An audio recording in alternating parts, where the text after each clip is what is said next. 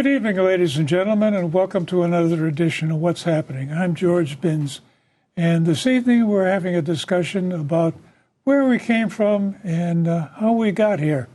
And got as our guest this evening Jack Quigley, retired professor from Salem State, and you've taught, anthropology, I think? Yes, sir. So we're talking about this from a rather technical point of view, and I guess the basis for this started with I guess it was a National Geographic show, because I remember some of the videos from about 2002. Yes. By a gentleman by the name of Spencer Wells. He's a doctorate in genetics. Yes. And the name of the show that he had was The Journey of Man. And before all the politically correct get all bent out of shape and get their knickers in a twist, what he did was something unique in that he traced the out of Africa story around the world based on the changes in the Y chromosome. And the changes in the Y chromosome are unique to men. So that's why it's the journey of man. And he mentions throughout the film that the men didn't travel alone. Right. So we get to the story that he starts it off with the San people in Kalahari Desert in Africa, and they're still there. Yes. And they're our oldest relatives. I guess that's what I would call them.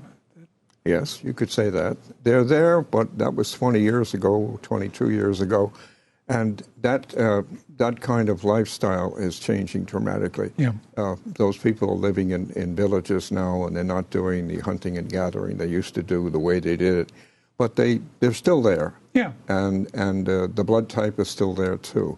And the ancient DNA, the one that Spencer used, he got it. They picked it up from there, and then they moved physically in a number of visits around the world and searched for people who had that particular ancient DNA.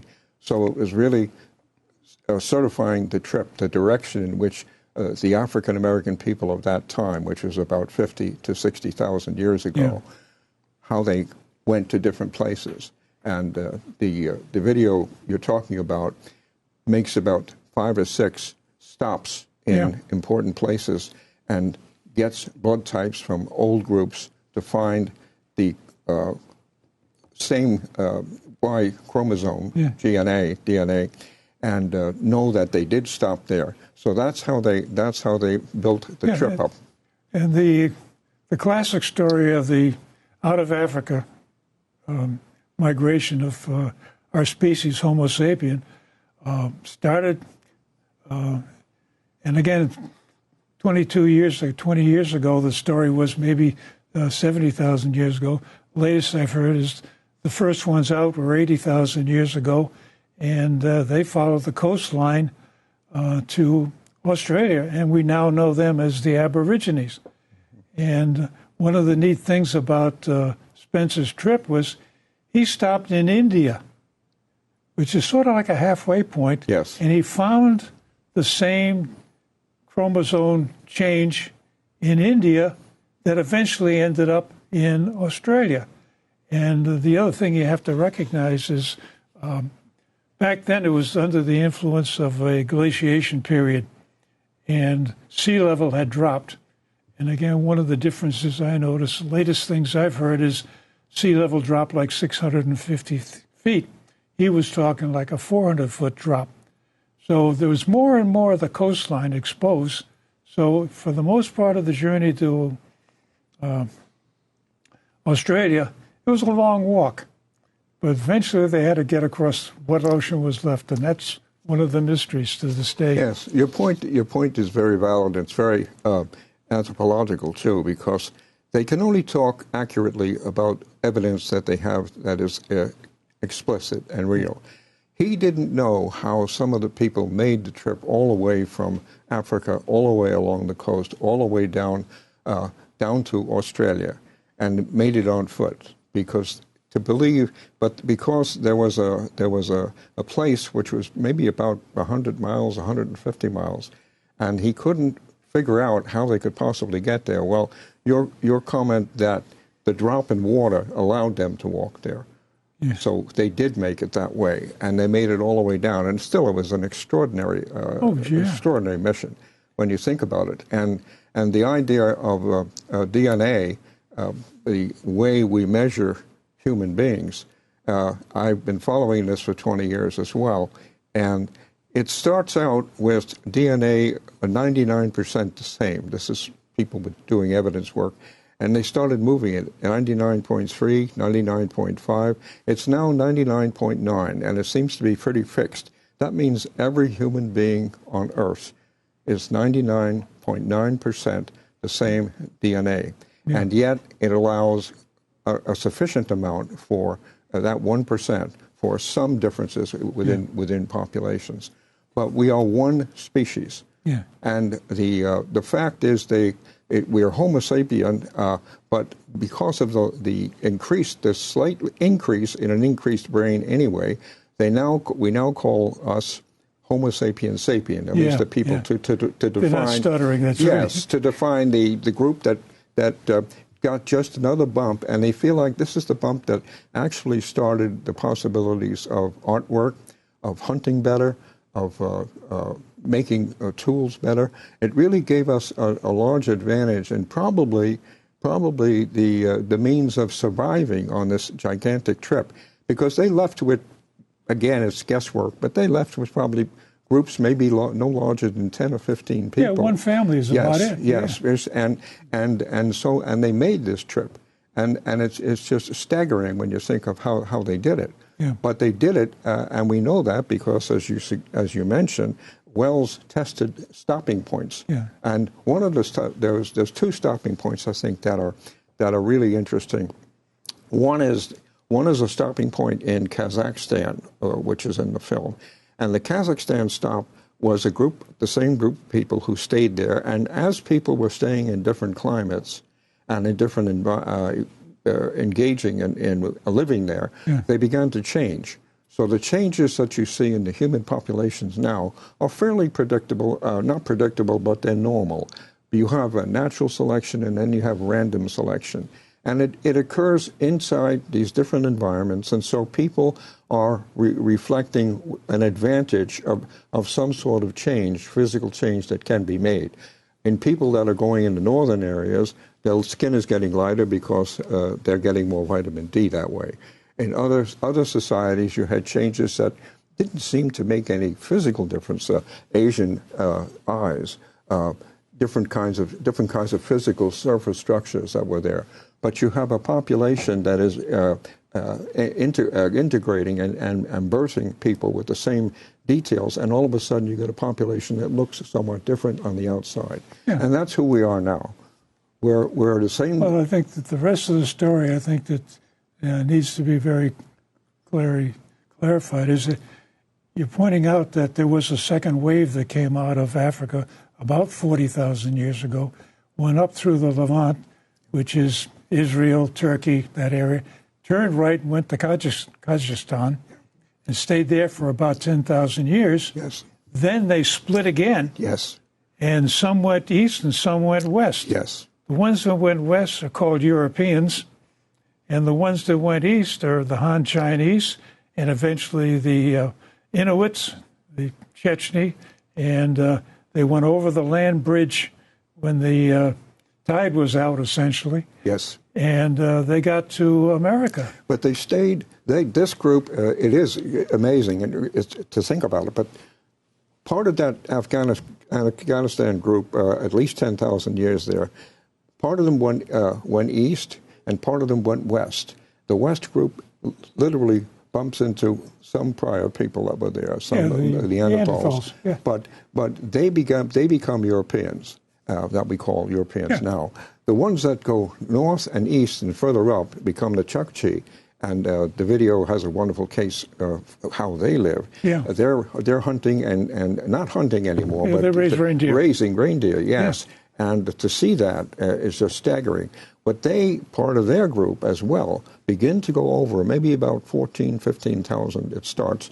They're beginning to go through the northern area, because you probably we did have climate change. Climate change played a role both in people leaving and in people being able to pass through. And they move up across into Alaska.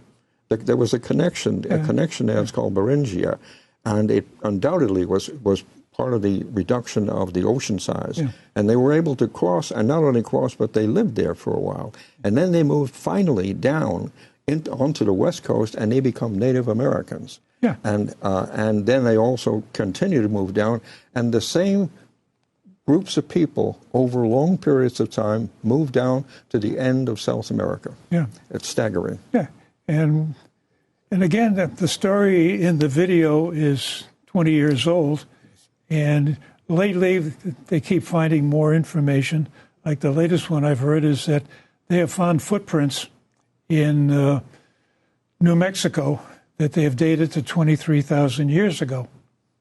Yes, I think I saw that. So the story is changing in terms of the timeline, but not in terms of who we are and how we got here. That story continues to be the same. It's the same group of people. And there was a little stuff going on with some of these other cousins of ours, the Neanderthals and the Denisovians, and they can still find traces of their DNA in our DNA. So we're a mixed breed. And I guess the point we're getting to eventually is that in spite of all these environmental adaptations that we talk about, people look different. They look different for a reason, because where they lived at the time, it was important to be different. Well, I don't know how you're using that, important to look different. Well, the one I really like is the natives, Indians from South America. They work in the copper mines in Chile and Bolivia, in that area. They're way up in the mountains, and they're working pretty hard. And at a lunch break, they go out and play soccer. You know, trying to breathe at that altitude for you and me is going to be a challenge, but they have adapted to living at that environment kind of thing. And you mentioned earlier the different eye shape of the Orientals. Well, I've heard that explained is that because you're in the cold weather so long, you need extra protection for your eyes. And that is an adaptation. Similarly, once you start to get into agriculture and start domesticating animals, hey, cow's milk, horse's milk, that's pretty good stuff. So that we develop the capability to continue to digest lactase, the stuff that's in milk, into old age. And this is another one of these adaptations to a change in the local culture. That adaptation to milk. My wife, who has her part of her genetic story is Native American. It's not a big part, but it's a real part. And I was fascinated by that, because even though I grew up in New York City, I had a passion for Native Americans. I went to museums a lot. I went to learn a lot about their culture, and they had, I understood, they had a very different experience in terms of human.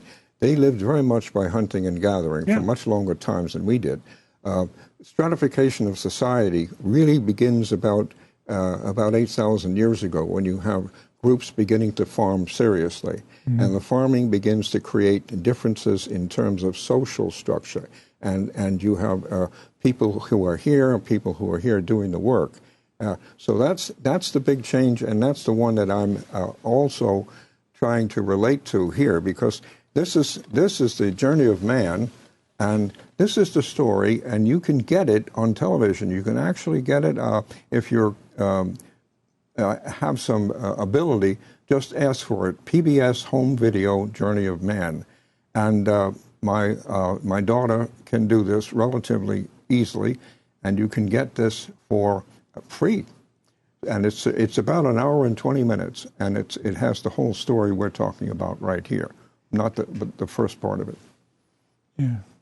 So it's a worthwhile story to go through, and I think once you get hooked on the story, you start to dig in and find out that, hey, it's a continuing story. We're getting smarter as time goes on. And we eventually get to the point that if you work on not just the Y chromosome, but the rest of the whole DNA. Yeah. And one of the other ones that always amazed me is you take the DNA from one cell and you stretch it out and it's 6 feet long. 6 feet, yes. And we got that DNA in every cell in our body. It's one of those fun things. There's so much in anthropology that is simply staggering when you read it, but it's factual. But it's hard to understand. For example, this is a book I went to a conference about 20 years ago, and it's called The Guide to Life Sciences, the smallest guide ever, and it's just in here. Yeah. But the stuff in here, just a few things I'll mention. The base pairs that we have, it's ATCG. This is the name or the titles for various kinds of acids, our base pairs. We have, then there's 6 foot, as you say, 6 foot each one. We have 100 trillion cells. Yeah. And inside every cell is these base pairs. And there's 30,000 genes in the base pair. So these numbers are staggering and difficult to understand. But the bottom line is, as you mentioned, and it's still accurate, every human being on Earth belongs to one species. Yeah. And the changes you see are natural selection and random changes. And they're changed in different climates. The groups that did this were amazing. And some of them have, for example, the Australian people, Aborigines, they have the song, the life song of their movement down. And as Spencer Wells mentions, he didn't want to argue with it, but he did say we have what we call science, and that's where we are. And I would like to mention, if I might, at this point, Spencer Wells' second book. It's called Pandora's Seed, and this deals with the human study of hunting and gathering, which starts literally or has 90% of human history. That's how we lived. And that brings me to the end point of this amazing story. The end point, I used to teach this class, and I taught it for maybe 400 to 400 or 500 students over the last 13 or 15 years. And every time I taught the class as freshmen, when I finished, they would get up, not all, but many of them would get up and ask me, why are we finding this out now? And it struck me. And some would say, may I borrow the video and take it home? And I said, yes, this has been in many homes, but tell me what you find out. And frequently they'd come back and say their family was really extremely pleased by it. My point is, I over this last 15 years of teaching, it became at least fairly obvious to me that the younger people heard this story, that we're all the same species, the better able we would be to come together as a single species. And that's what I'm trying to do now, to get this story into at least freshman year in high school and 7th or 8th grade in the elementary schools. You can take this story and boil it down for acceptance at the 7th and 8th grade, and that would, I think, make a major difference. I understand it's difficult to do this because the story, some groups of people find it disturbing, but I think if we do it fairly and honestly, we can make the case that being one human species, now especially, what's going to happen to our children and our grandchildren with climate change, it's going to be severe. And the more you hear about it, it's going to be awful for groups of people in certain parts of the world now. If we can get the story out that we are one human species, that we are all related, we maybe can get enough, and I think the young people are willing to take this on as a group. We could get our country moving in a way so that this climate change that's coming, that I won't be part of, and I assume you won't be either 40 years from now, but it's going to be their world, and it's going to be a terrible world. It's going to have climate, it's going to have difficulties in feeding, it's going to have not enough water, it's going to be rough. So it's a small step, but I would like this point of our relationship, so perhaps we can start to think as Spencer Wells says, perhaps we can begin to think of each other as one human species, and we can have a genetic family.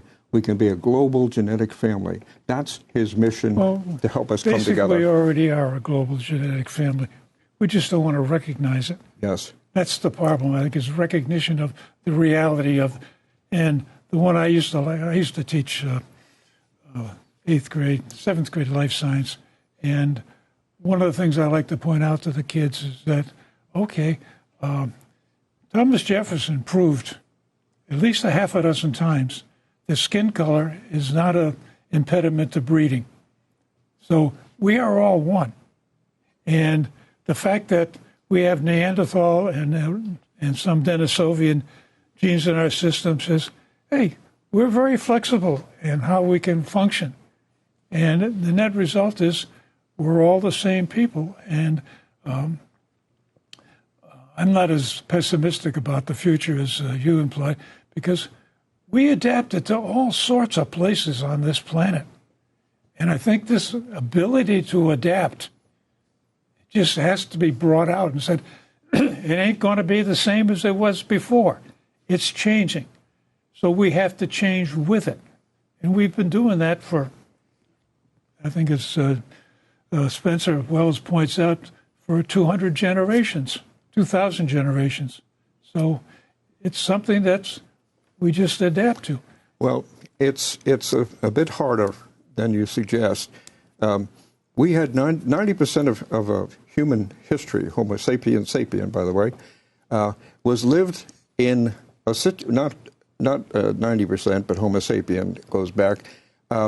We lived in hunting and gathering. Yeah. And what that means fundamentally is small groups of people who live by caring for each other and sharing with each other. Yeah. Those are the two. We don't have those criteria now. We're in a society where it's competition, where it's stratified, where we have small groups of people that have enormous wealth.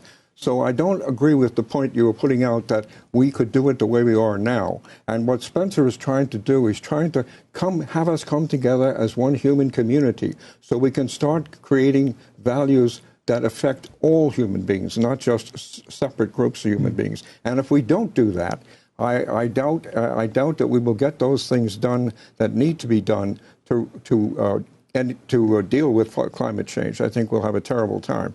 So I'm hoping that we can get this basic story out, that more and more people will say, okay, let's act and think together, because that's what was done in hunting and gathering. Yeah. Groups acted together and they helped each other and they shared with each other. Again, a slight difference of approach to this. When you're a hunter-gatherer, you're a small tribe. Yes. Basically, you're a family. And then the family maybe gets together with other families and you can become a small tribe. And it very, very quickly becomes us versus them. Who do you trust? Who do you depend on? And I think this basic thinking is still built into our gray matter. And as a result, anybody that's different is, whoa, what, are they friendly or foe? And I think this is the essence, to me, this is the essence of the problems we're facing right now. And, excuse me, before we started the show, we were talking about growing up. I grew up in Providence, Rhode Island. And when I was growing up there, there was a section, well, my father was growing up there, actually. There was a section of Providence, Federal Hill, that you didn't go there unless you took all your buddies with you, because it was a tough section of town. It was all Irish, the low-rent district. By the time I was growing up in Providence, it was all Italian. It was still a tough section. And now it's been gentrified, and it's the place to go. But I've seen this happen where different groups come in, and you can identify them as different. I mean, Boston is notorious for the signs in the window that Irish need not apply. So you can identify them as different, and we get into these conflicts over who you're going to deal with. And I think it keeps going back to this tribalism that's built into our makeup of, I go into a strange situation. It's a situation I'm not sure what I'm doing. I'm not sure who I'm doing it with. And I have to be very careful. And this standoffishness, this defensive mode, I think is the basis for a lot of the problems we're having with the different minorities. Well, everybody's entitled to their own opinion. Yeah. And if I was in my class now, I'd say, what do you think about that? And we'd have the conversation go on. But I don't agree. Okay. Because, yes, good enough.